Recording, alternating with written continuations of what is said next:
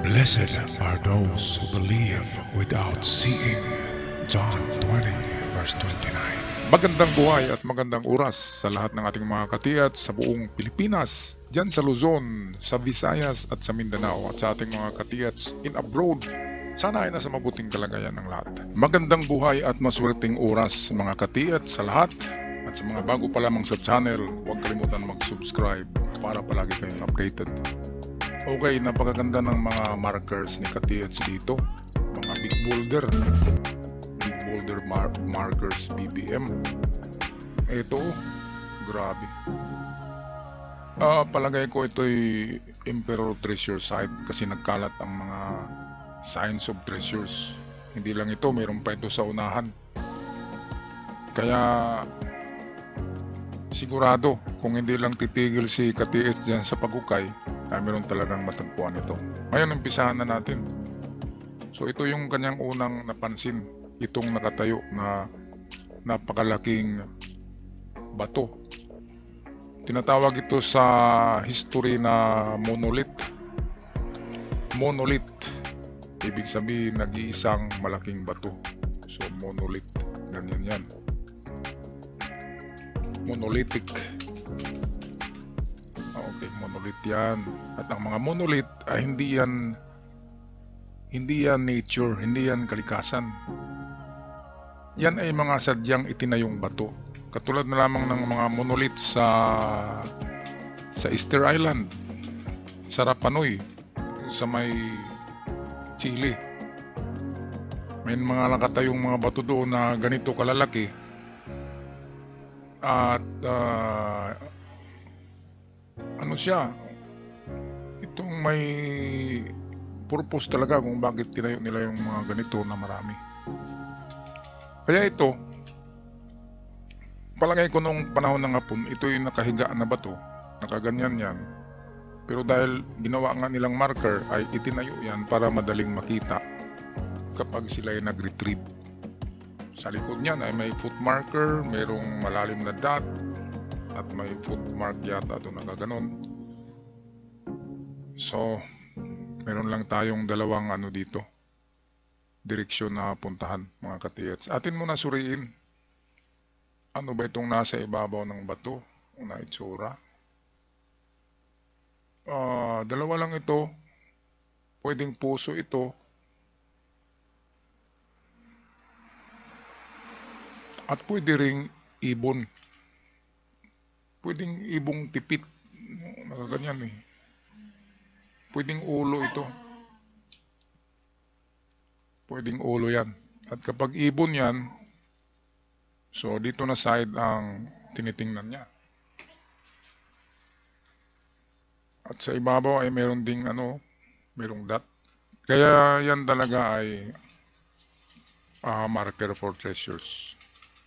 Ito naman sa harapan, ito ang unahin nyo, tanggalin nyo muna ito.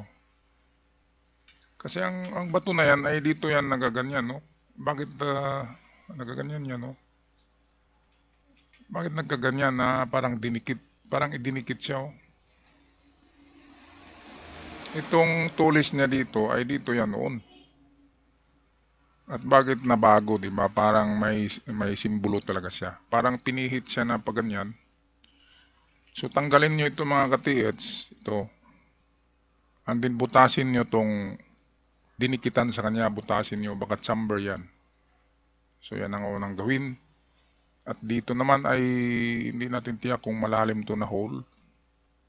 So nagsasabi rin siya na treasure under. Okay, kaya kung treasure under, buong under ng bato na ito. Ito kasi kung dito lang natin tuhukain, yung bilog na yan. Ang maganda diyan ay sa inyo naman yan na na lupain ay kung pwede putulin nyo ito hanggang dito. Kasi klarong-klaro naman na parang dinikit lang tong bato na ito. At parang takip lang siya. At kapag tatambad sa inyo yung chamber, jackpot na yan. Uwian na, di ba? So ito treasure under to na sign, itong bilog dito. Itong dito, treasure under din ito. inuna lang natin ang treasure inside. Ito, treasure under din yan na sign. Nakaturo yan pababa. Ito naman nagsasabi na mayroong item under. So, pwedeng dito at pwede rin na dito. Kaya itong buong pinagtayuan, itong tinatayuan itong bato, yan na yung ating number 1 jackpot prize. So, number 1 jackpot yan. Kaya tibagin nyo lang itong bato at ilagay nyo sa itabi nyo doon sa gilid. Kasi ito na yung inyong unang digging spot. Okay, lakihan nyo lang mga 3 by 3 meters. Malaki talaga yan, parang maliit na pool. Okay yan, buo na yan. Karamihan yan sa 2 meters ay meron na kayong makikitang mga basag-basag na buti at plato at jars. At kapag ganyan, ibig sabihin, mababaw lang ang item. Kasunod ng mga basag-basag, mga 2 meters after sa basag-basag na mga gamit ay nandyan na ang giveaway.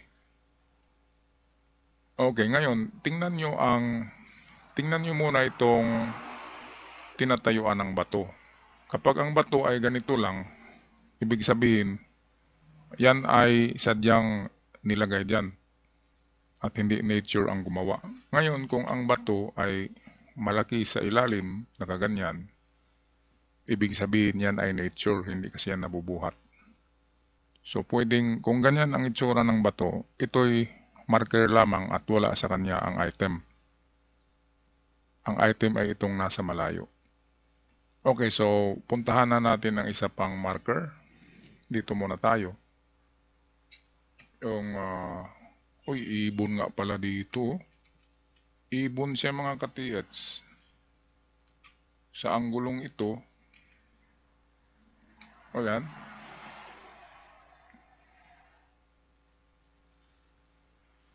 Nawala. Ito. So sa anggulong ito yung klarong-klaro. Ibon siya oh.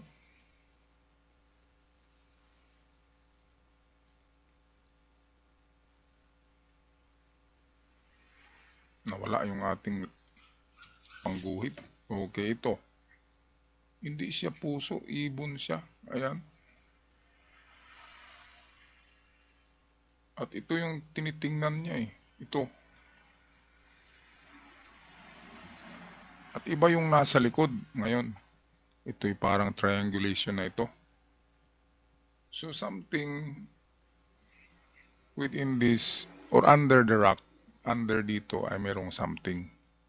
Tinitingnan ng ibon eh. Of course, ang tuka ng ibon, pointer to treasure yan. So ito, linisin nyo ito. Ito, merong mga marka dyan. Linisin nyo yan. Ito parang T na malaki oh. Kung ito ay T na malaki, yan. Treasure under yan. Dito ang hukay nyo. Ito. Sa pangalawang ano to ha. Yung una natin ay itong dito mismo. At sa kaloob ng bato. Ito yung pangalawa na hanap natin. Kasi multiple treasure ito. So kapag may nakita kayo dyan na T, katulad nito parang T. Sa harapan na niyan ang hukay. Kasama ang under sa bato. So ito, kandidato ito na grupo ng bato kasi andyan nakaharap ang ibon. At ito naman, treasure under yan. Dito yan. At pwedeng treasure inside lang. At merong butas dito, ito. Nagsasabi na merong item. Treasure on the spot. Itong dito. So ang treasure on the spot, para sigurado tayo, ang iba niyan, dito yan hukain. Pero kasi merong sign dito, ay meron din dito. So ibig sabihin, buong buong under niya. Okay, puntahan natin ang likod nito. Tingin ko naka-triangulate ito eh. Multiple treasure nga ito. So nakaganyan yan no. So meron isa dito, meron isa dito, at meron isa dito. Ito yung tingnan natin sa pangatlong picture.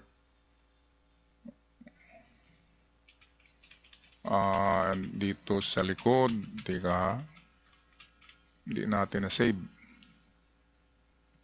Hanapin muna natin. Meantime, ito, atin lang ito idagdag. Kung ito man yung likuran ng malaking bato na nakatayo, kung nakatayo kanina, kung ito yung likuran, ay klarong-klaro na talaga, oh. Inano lang yan dyan, eh. Dinikit lang. So, tanggalin nyo to, itong mga ito. Sigurado, meron yang maliliit dyan na gold bar, maliliit.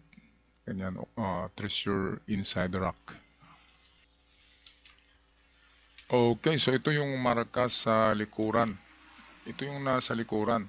Itong dito, oh, sa likuran. Ito, nakita nyo to. Kulayan natin ng green. Ito yan, yung footmark sa likod na malaki. Ayan. Tumambad na. So, ito yung kanyang itsura. Ito. Okay, so pwedeng litrang C siya na ganyan kasi hindi siya kumpleto. At pwede rin na footmark siya.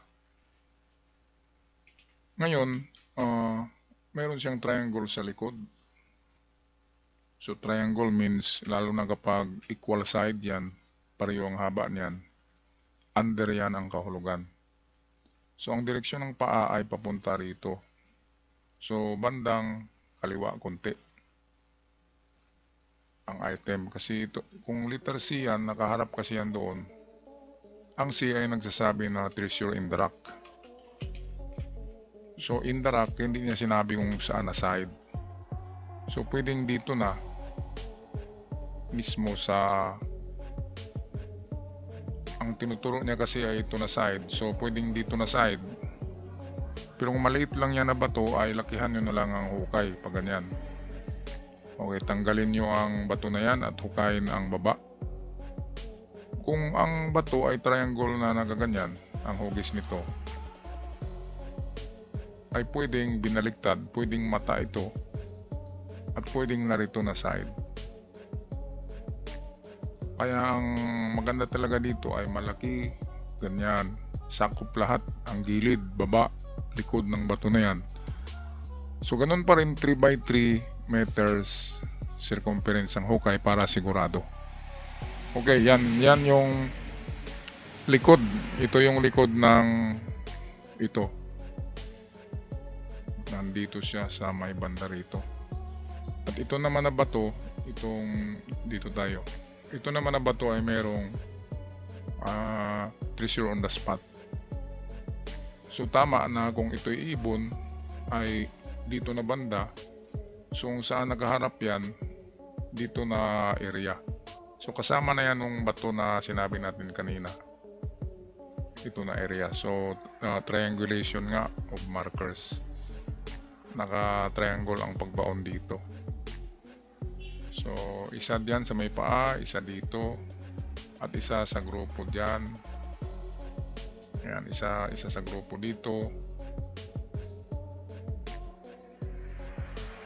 Ayan, bilugan natin yan. Ito yung mga item. Napakaganda ng site na yan. Sana meron tayo ng ganito. Kailangan talaga pagpapawisan yan. Pagpapaguran. Kasi given na yan ang given na by the grace of the Lord. Kaya kailangan lang dyan ang sobrang tiyaga. Hindi lang tiyaga, sobrang tiyaga. Kasi ito na yung kasagutan sa mga pangarap nyo, mga ka-TH. At bihira lang ang may site na ganito. Bihirang-bihira. Baka isa nga lang yan. Nag-iisa lang. Okay, ako'y magpaalam na. Maraming salamat. God bless us all. At ingat kayong lahat.